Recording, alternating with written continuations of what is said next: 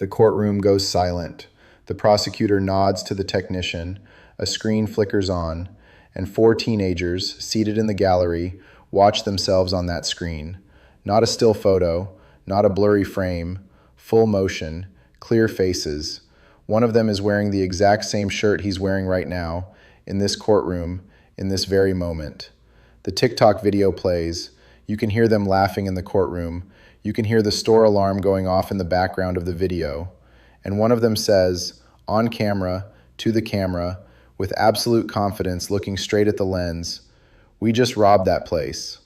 14 seconds. That's all it took to destroy their alibi. 14 seconds of their own voice, their own face, their own hands holding the stolen rings. 14 seconds.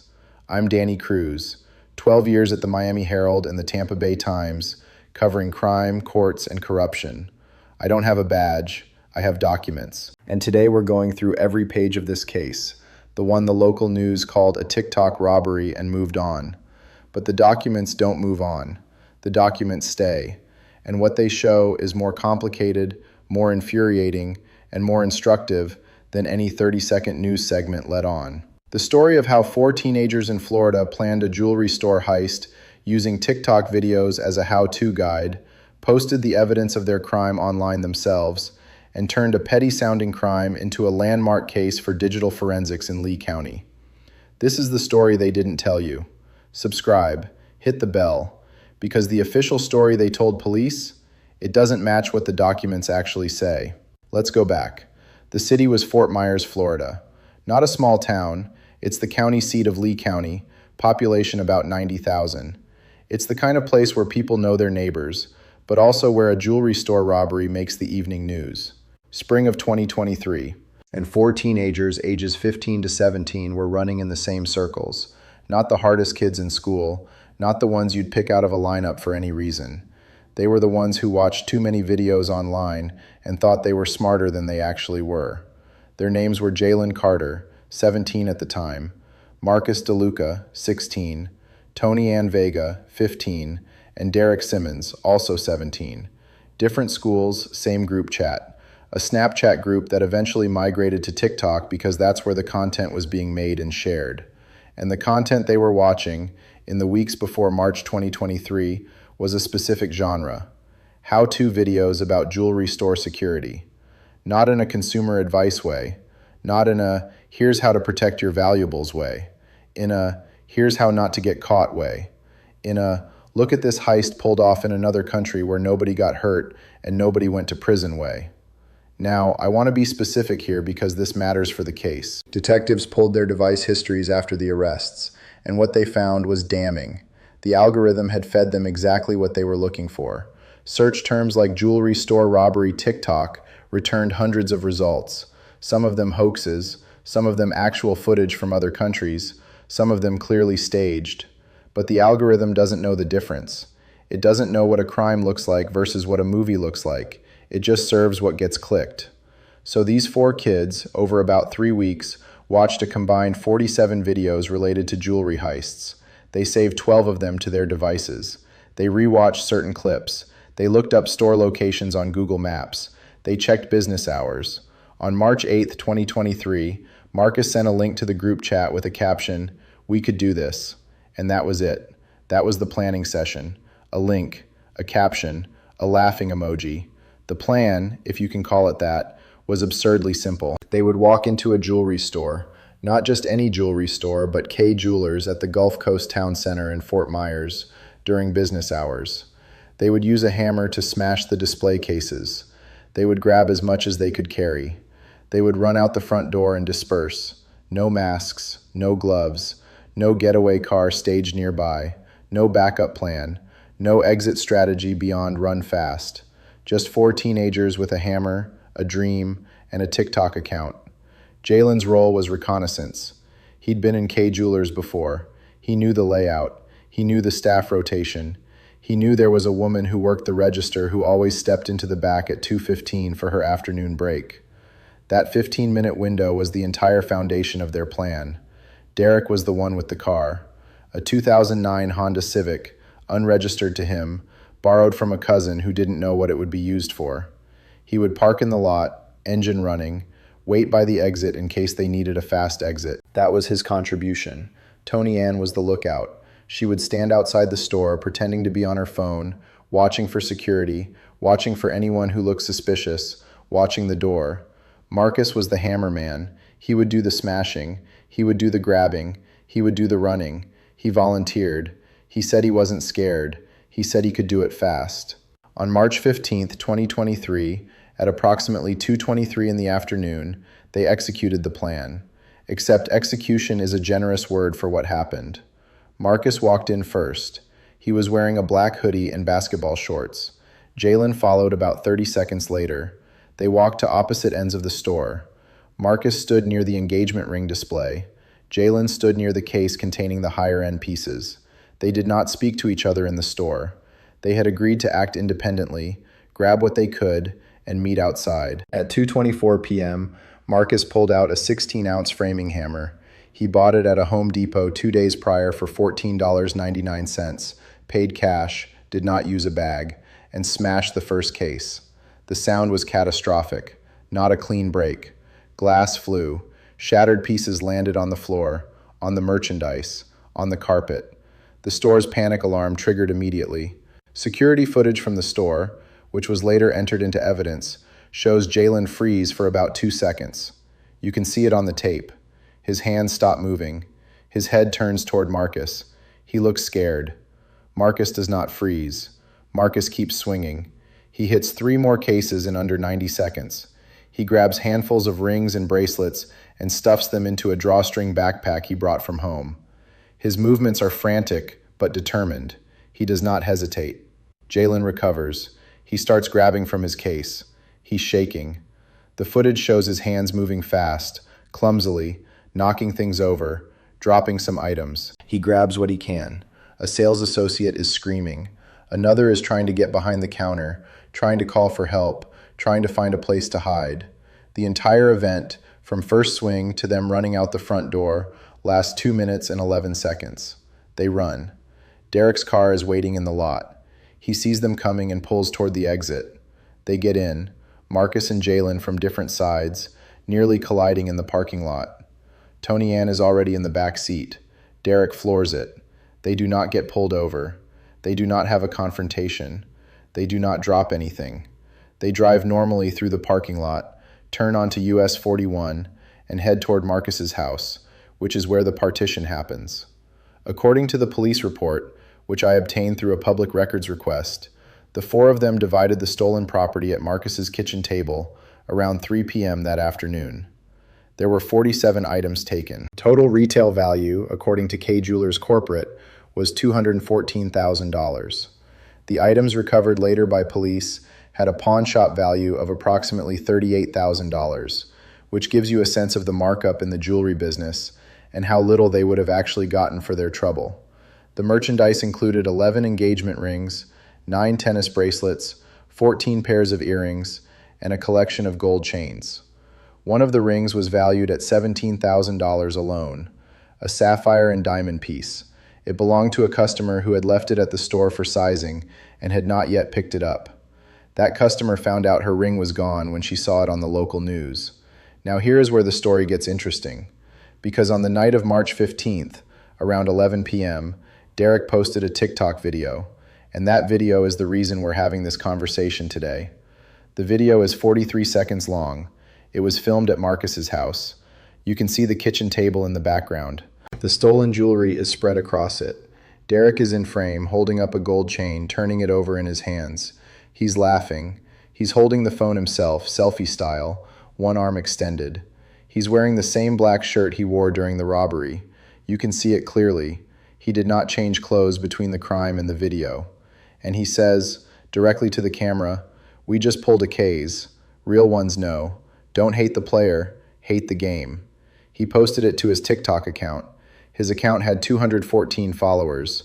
Most of them were people from school, kids who knew him, kids who went to his school, kids who would recognize the house, kids who would recognize the jewelry. The video got 4 views in the first hour, and then it got reported. Here's what happened. A woman named Sandra Moretti, who worked at a nail salon 2 doors down from Marcus's house, had seen Derek walking past her shop earlier that day. She didn't know his name. She didn't know where he lived. She didn't know anything about him. But she remembered seeing a TikTok video because her teenage daughter followed Derek's account that looked suspicious. It was dark in the video. The jewelry looked real. The guy was bragging. The house in the background looked like a house on her street. She went to the Fort Myers Police Department in person the next morning. She brought her phone. She showed them the video. She told them where she thought it was filmed. This is the part I find remarkable. Sandra Moretti is not a detective. She is not a law enforcement professional. She is a woman who does acrylic nails for a living and saw something that didn't look right. She did not speculate.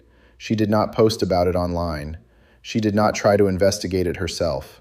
She walked into a police station and said, "I think this is connected to the Kay's robbery that was on the news. I think this is the kid." That tip led to Derek. Derek led to the others, one by one. Police obtained a warrant for Derek's phone on March 17th, 2 days after the robbery. They found the Snapchat group messages. They found Derek's TikTok video. They found Marcus's browser history, which had a Google search for Kay Jewelers Fort Myers hours, dated March 7th, 8 days before the robbery. They found a search for Kay Jewelers Gulf Coast Town Center on the same day. They found the Home Depot receipt in Marcus's trash, which had been thrown away the morning after the robbery, which showed the purchase of a 16-ounce Estwing framing hammer, purchased March 13th at 4:47 p.m. They had the hammer. It was still in Marcus's closet. It had glass fragments embedded in the handle. Now let me pause here because this is the part the official narrative glosses over in the press releases and the official statements.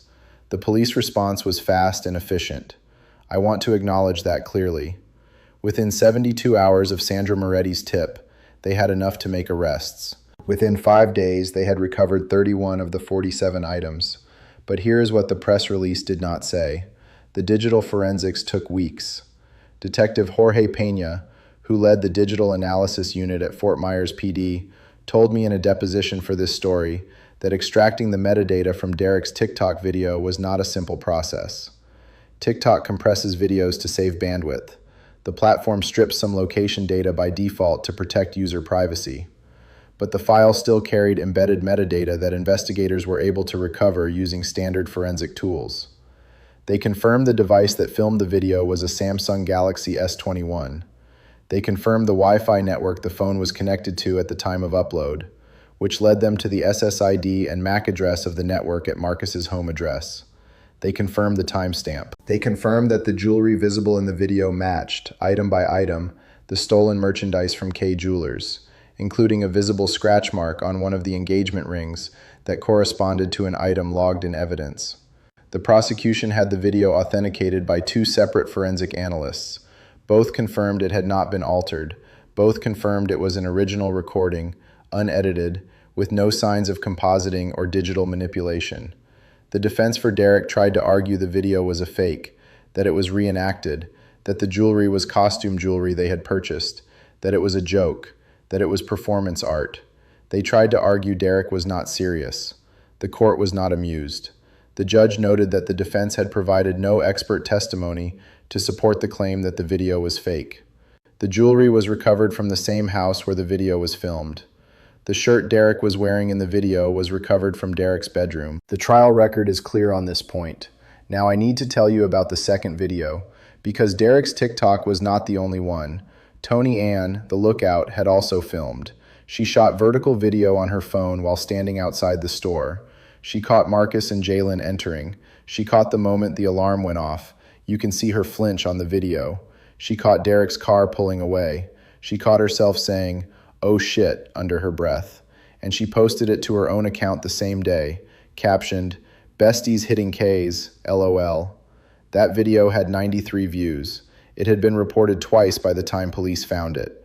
Now, I covered a case similar to this in 2019. A man in Jacksonville decided to break into a convenience store and live streamed the entire thing on Facebook. He had 44 live viewers at his peak. One of them called the police while watching the live stream, gave the address, and officers arrived on scene before the man had left the parking lot. He was arrested while still holding the cash register. That case made national news because of the live streaming element. A man committing a crime while dozens of people watched in real time and nobody intervened. The bystander effect at scale. A story about how social media had made crime into entertainment. That story went viral.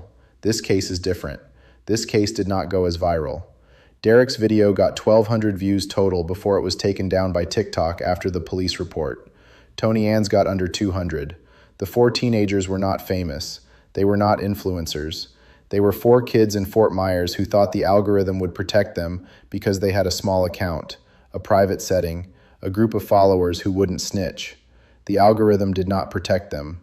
The algorithm reported the content because someone flagged it, and the system processed the flag, and the flag went to the people who could do something about it. Here is what the system did right, and here is what the system did wrong, and I think both of these things matter. What it did right. The digital forensics were thorough. The Lee County Sheriff's Office and Fort Myers PD coordination was clean. The recovery rate for stolen merchandise was above average for this type of crime. Sandra Moretti's tip was processed within hours. The warrants were obtained quickly. The evidence chain was documented properly. What it did wrong. The system treated these 4 teenagers as juveniles first and criminals second, because in the eyes of the law, that is what they were. 3 of the 4 were initially charged as minors. Their names were not released to the press. Their mugshots were not published. The state attorney's office, in its initial filing, recommended diversion programs for all 4, which would have meant no trial, no record, no prison. Jalen Carter, who cooperated with investigators immediately and identified the others in his very first interview with police, received 6 months of juvenile probation. He was required to attend school. He was required to check in with a probation officer. He was not required to make any restitution to Kay Jewelers or to Ahmed Khalid, the store owner.